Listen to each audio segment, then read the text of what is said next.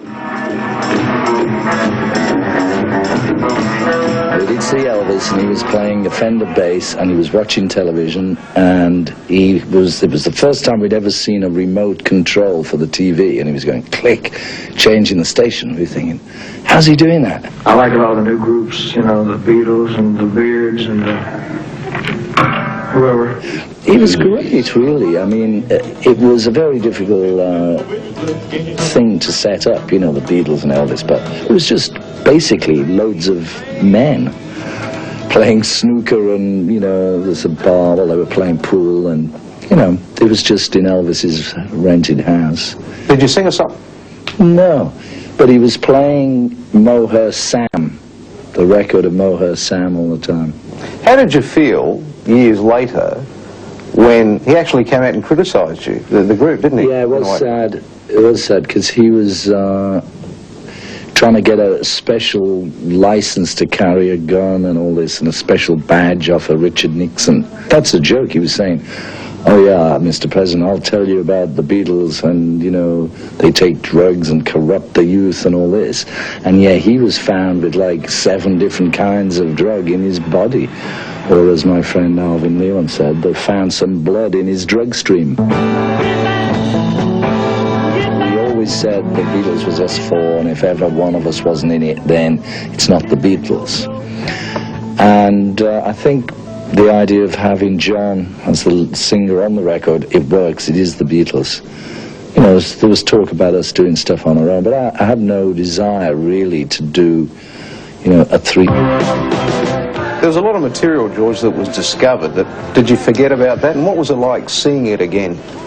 Yeah, it was great to see some photography that I'd never ever seen before. Because there's been so many books and documentaries anyway, that you would think that more or less everything's been unearthed. There's a scene of Hamburg, and there was all these pictures of us playing when we were really silly in our early days, and it's great stuff. And there's some footage we have found of our own, like, you know, 8mm home movie stuff, and whatever we could come up with.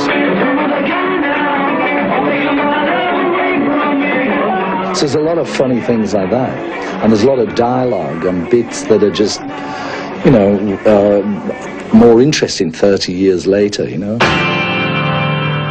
There are 2 new songs on there. How do you think you sound together this time? How do you think you sound? Sounds just like the Beatles, except now.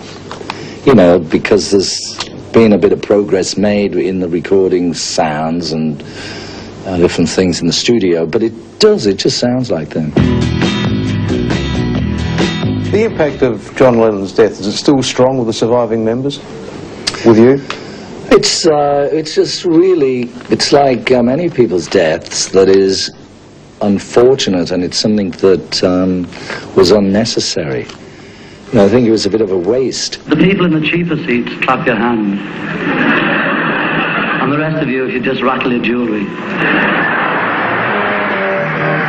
You know, I've heard people say, well, it was a perfect end to his life because, you know, he's now like this mystical proportion. The moment he was killed and you heard his voice singing Imagine, it suddenly had so much more profound effect. Imagine there's no heaven.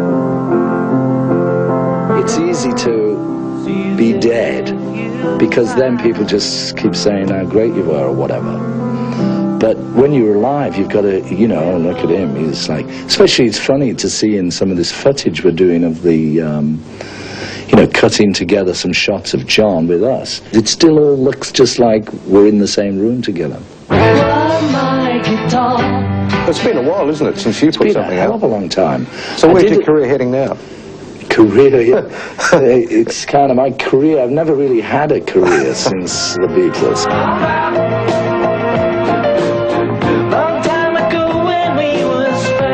Do you feel that way? You've been yeah, I mean, I've done many things, and I've had a lot of things to do, but I didn't milk my career like some people do, you know, make sure they do all their press and get their records out, and they have promo men, and they tour, and they really hype up the, you know, the commercial potential, but, you know, I was never into that. I like to be one of the backroom boys.